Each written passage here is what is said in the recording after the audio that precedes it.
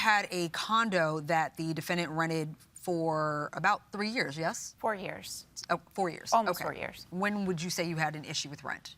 Well, he was late a couple of times, but he was always come through. So we had like an incident late 2022 where he was late, but he did pay.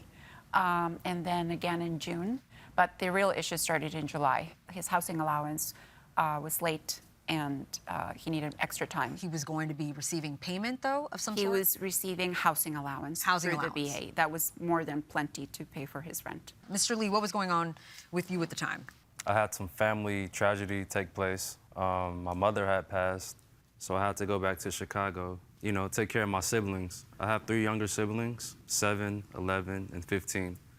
I didn't want them to be lost in the system, so I had to do what I had to do. So you were going to be their only caretaker? I am their only caretaker as of right now. Okay. Still. Ms. Osser, why were you shaking your head at the fact that his mother died? Because he reported to me that his mother passed away, but in August of 2022. Well, I'm starting from the top. Okay. Now, my grandmother died in 2023, who was going to be their primary caretaker, while I was enrolled in school. Now, I had issues with the VA because, you know, they were going to drop me from school because of my attendance. Obviously, I missed payments. So. Was your housing allowance contingent on your school attendance? Yes. And so they held back on your housing allowance for how long? At first, it was about a month or 2. Then I explained the, whole situation. They're like, all right, we're going to try to work with you, but they said, Mr. Lee, attendance is, it's important. What were you in school for? I was in school for a medical assistant. Tell me about the apartment that you were renting. Towards like the ending of me staying there has been a lot of issues with the unit, sewage backup, just a lot of draining and plumbing issues that took place, and also mold in the bathroom. Ms. Osser, tell me what months of rent you're saying you're owed for. So we have a ledger. If you see Exhibit C, page 11, so you can see all the payments that he did make, and then in red is what he owes. So $85 in September. For October, the full month's rent of Yes. $16.95. Yes. Okay. November, $16.95. And December. Yes. And then a proration in January. In January, finally because he move moved out. out on the 12th, correct? Yes. And that comes out to $5,387. Yes. Tell me about these plumbing issues. Yes. It was a problem with the HOA lines. There are several plumbing issues in that building, unfortunately, but I was on top of it. I made sure it got resolved, and it did. Okay, Judge Juarez.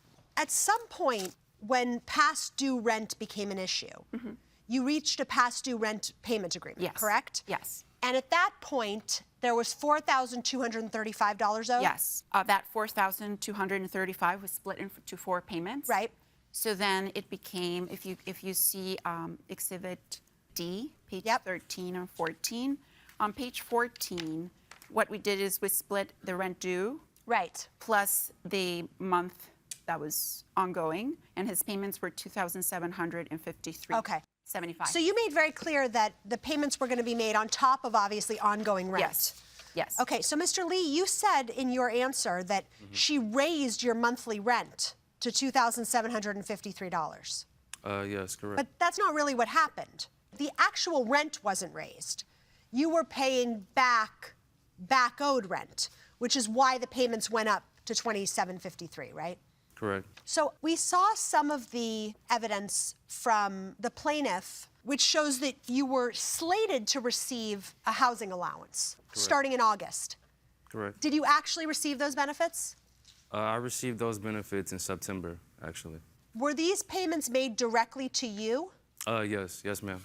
And how many months did you receive payments for in total?